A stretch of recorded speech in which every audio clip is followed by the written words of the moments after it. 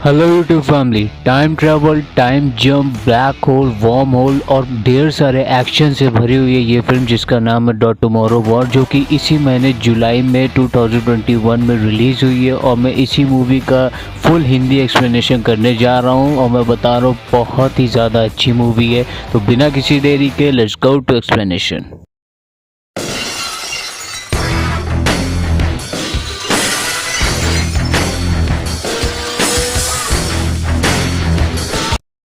Movie की starting होती है कई सारी बिजलियों के कड़कने से और यहाँ पे हम देखते हैं कि क्रिस पार्ट जो इस मूवी के हीरो हैं कहीं पे बहुत ऊंचाई से कई सारे लोगों के साथ गिर रहे होते हैं। और फिर यहीं पे एक बिल्डिंग के ऊपर गिरने के बाद क्रिस पैट थोड़ा अपने आप को संभालते हुए जब अपनी बिल्डिंग से सामने का नज़ारा देखते हैं और क्रिस पैट के एक्सप्रेशन से ये लगता है कि जो कुछ भी अभी अभी क्रिस पैट ने देखा है वो बहुत ही ज़्यादा खतरनाक और जानलेवा है। और फिर यहीं पे ये सीन ख़त्म हो जाता है, जिसके बाद हमें 28 साल पहले की स्टोरी दिखाई जाती है और ये साल है 2022। यहाँ पे हम देखते हैं कि क्रिस पैट जो कि एक साइंटिस्ट हैं अपनी बेटी का जन्मदिन मना रहा होता है और यहाँ पे हमें पता चलता है कि क्रिस पैट का इस मूवी में नाम जो है वो डैन है और डैन की बेटी का नाम म्यूरी है। जिसके बाद यहाँ पे हमें ये भी पता चलता है कि डैन अपने पिता से ज़्यादा प्यार नहीं करता है, क्योंकि डैन के पिता डैन को छोड़ के चले गए थे किसी तरह के आर्मी ऑपरेशन के लिए।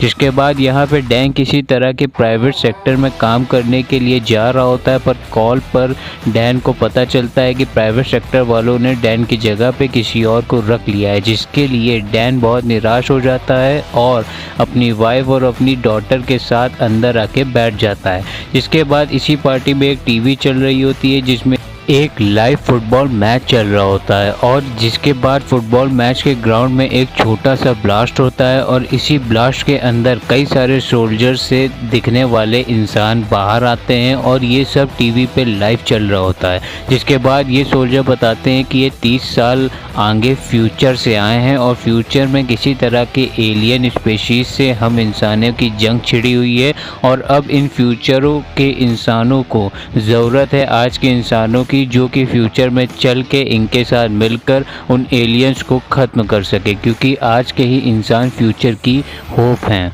जिसके बाद हमें इस मूवी का लोगो दिखाया जाता है और फिर हम देखते हैं कि अब 1 साल बीत चुके हैं इस बात को और अब यहाँ की सरकार जो है वो इंसानों को समय समय पे फ्यूचर में भेजती है और फ्यूचर में इंसानों की मदद के लिए, जिसमें से फ्यूचर में जाने वाले लोगों में से केवल 10% इंसान ही वापस आ पाते हैं, वो भी गंभीर रूप से घायल हो गए। जिसके बाद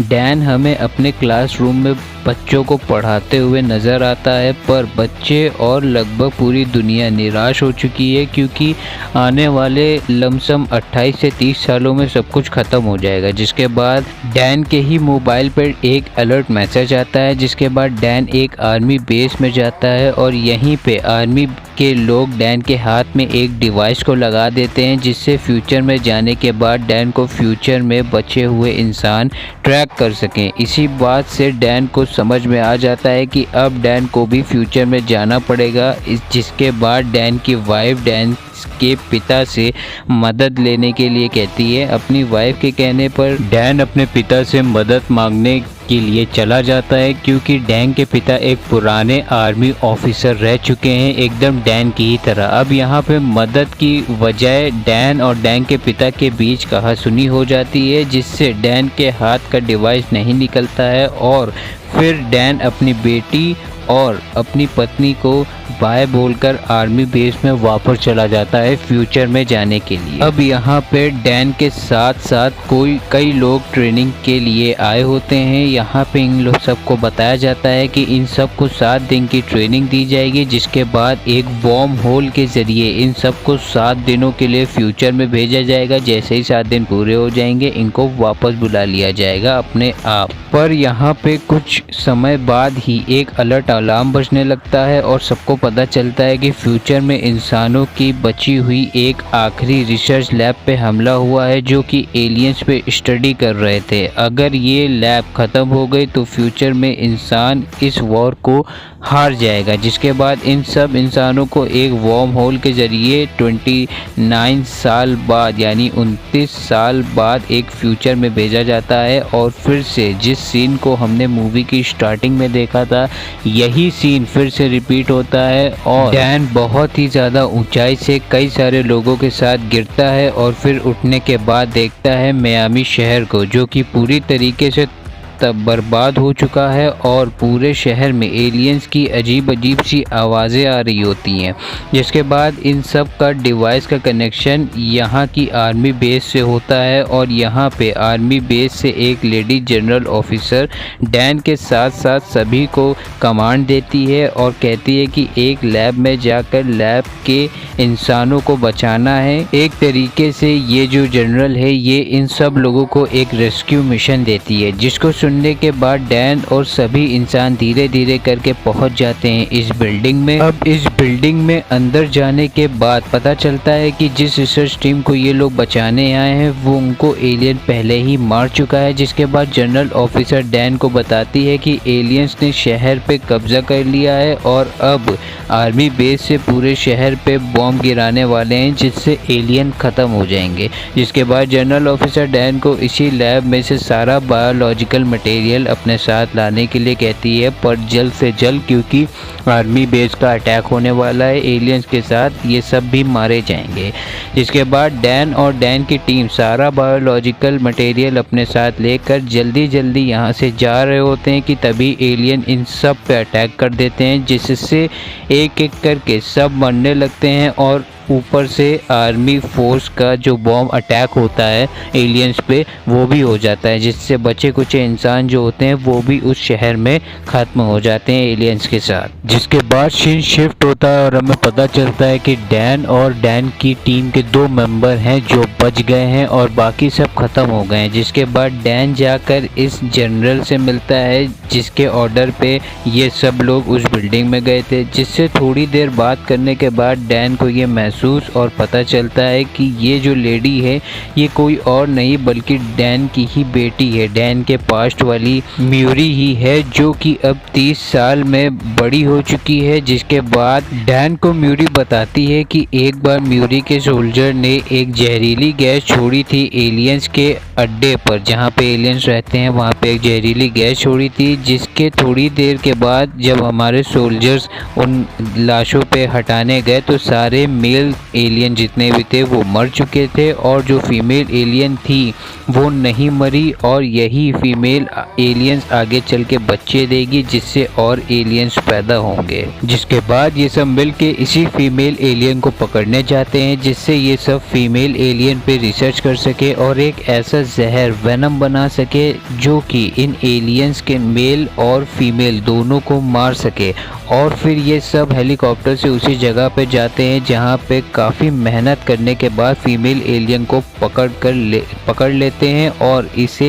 अपनी रिसर्च फैसिलिटी में ले आते हैं। जिसके बाद रिसर्च लैब में आने के बाद फीमेल एलियन का ब्लड सैंपल लेके इस पे कई हज़ारों टेस्ट करते हैं, जिसमें से एक टेस्ट 100% मैच हो जाता है जो कि फीमेल और मेल दोनों एलियंस की स्पीशीज को मार देगा। तभी सारे जितने भी मेल एलियंस होते हैं वो अपनी स्पीशीज को बचाने के लिए रिसर्च लैब पे अटैक कर देते हैं और लगभग सब कुछ तोड़ फोड़ करके ख़त्म कर देते हैं और लगभग सब कुछ ख़त्म ही होने वाला होता है। पर यहीं पे म्यूरी एक जहर का सैंपल डैन को दे देती है और डैन से कहती है कि डैन इस सैंपल को वापस पास्ट में ले जाए और इसके सैंपल से बहुत सारा जहर बनवाए और 2040 में जहाँ पे एलियंस की स्पेसशिप पहली बार धरती पे क्रैश हुई थी, जिसमें से एलियंस इस धरती पे आए थे, उस स्पेसशिप में जाकर उन सारे एलियंस को उनके शिप से बाहर आने से पहले ही इस जहर से ख़त्म कर दे और इंसानों और एलियंस के बीच वॉर शुरू होने से पहले ही ख़त्म हो जाएगी। और यहाँ पे इन्हीं सब बातों के बीच में एक एलियन इन दोनों पर अटैक कर देता है जिससे म्यूरी नीचे गिर जाती है और म्यूरी को खाने के लिए हजारों की तादाद में एलियन नीचे पानी में तैर रहे होते हैं। ये सब देखते हुए भी डैन अपनी बेटी को बचाने के लिए म्यूरी के पीछे पीछे कूद जाता है पानी में, पर जब तक वो म्यूरी के पास या म्यूरी को बचा पाता, इससे पहले ही डैन के हाथ का डिवाइस डैन को वापस पास्ट में ले आता है, क्योंकि डैन के 7 दिन पूरे हो चुके होते हैं और म्यूरी वहाँ फ्यूचर में मर जाती है। जिसके बाद सीन शिफ्ट होता है और डैन अपनी वाइफ और अपनी छोटी सी बेटी म्यूरी से मिलता है, जिसको देखने के बाद डैन ये अपने आप से वादा करता है कि म्यूरी के जिस फ्यूचर को डैन देख के आ रहा है, डैन उस फ्यूचर को बदल देगा। जिसके लिए डैन अपने डैड और एक आदमी की मदद लेता है जो कि डैन के साथ फ्यूचर से वापस आया था, और डैन एक आर्मी ऑफिसर को ये सैंपल देता है जिससे ज़्यादा से ज़्यादा मात्रा में एलियंस को मारने वाला जहर या वेनम बनाया जा सके। जिसके बाद डैन ये पता लगाता है कि एलियंस का स्पेसशिप धरती पे कब और कहाँ गिरा था। यहाँ पे एक बायोलॉजी के स्टूडेंट के आइडिया से डैन को ये पता चलता है कि एलियंस का स्पेसशिप 2040 में नहीं गिरा था, बल्कि ये स्पेसशिप पहले से ही 946 एडी से हमारी धरती में क्रैश हुआ था, और ये एक बर्फीली जगह पे क्रैश होने की वजह से बर्फ़ की एक मोटी परत से ढक चुका था, और 2040 में बर्फ़ पिघलने के बाद इसी स्पेसशिप से एलियंस बाहर आए थे। अब ये सब जानने के बाद डैन अपनी टीम और बहुत सारे जहर वेनम को लेकर निकल पड़ता है और एक हेलीकॉप्टर से बर्फीली जगह पर पहुंच जाता है, जहां पे आने के बाद इन सब को ये एहसास होता है कि ये सब किसी तरीके के मैग्नेटिक फील्ड के आसपास हैं, और यहां पे एक ब्लास्ट करने के बाद एक रास्ता बन जाता है, और उस रास्ते को फॉलो करते करते ये सब पहुंच जाते हैं स्पेसशिप के पास। अब डैन के साथ 2 लोग जाते हैं स्पेसशिप के अंदर, और डैन के पिता और एक आदमी बाहर ही रुकता है। अगर कोई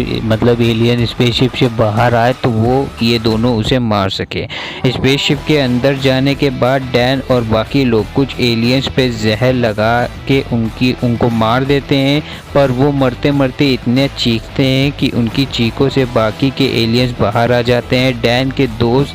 जो होते हैं, दोनों जो डैन के दोस्त होते हैं, वो डैन को भागने के लिए कहते हैं। जैसे ही डैन बाहर आता है, डैन के दोनों दोस्त खुद को एक बॉम्ब से ब्लास्ट कर लेते हैं, जिससे पूरा स्पेसशिप ब्लास्ट हो जाता है और स्पेसशिप के अंदर सारे के सारे एलियंस भी ख़त्म हो जाते हैं। बाहर आने के बाद डैन को पता चलता है कि एक फीमेल एलियन भाग निकली है, जिसको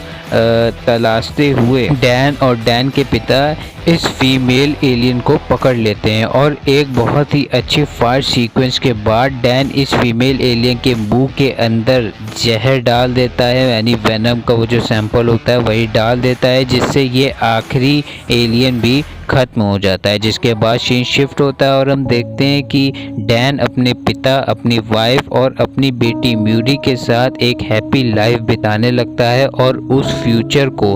बदल देता है जिसमें डैन की बेटी म्यूरी एलियंस के हाथों मारी जाती है, और यहीं पे मूवी ख़त्म भी हो जाती है।